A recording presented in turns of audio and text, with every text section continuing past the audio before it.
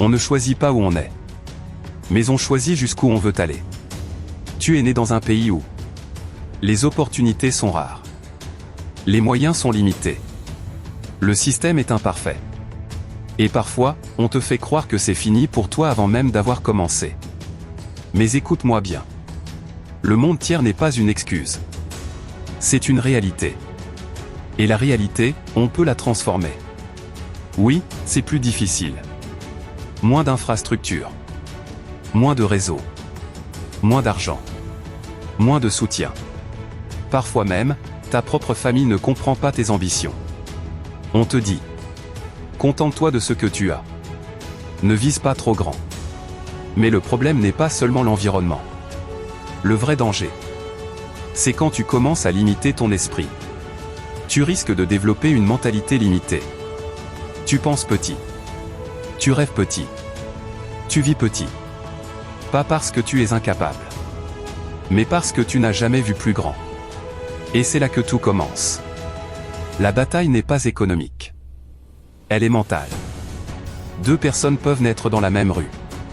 La première dit: c'est comme ça. On ne peut rien changer. La deuxième dit: je vais apprendre. Je vais m'adapter. Je vais évoluer. Les deux ont les mêmes difficultés.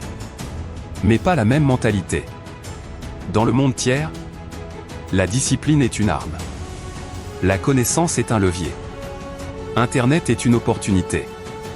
Aujourd'hui, même avec peu de moyens, tu peux apprendre gratuitement. Te former. Te développer.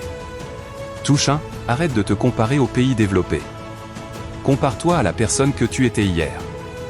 Touche 2, investis en toi. Même si tu n'as pas d'argent, tu as du temps. Touche 3, développe des compétences utiles. Communication.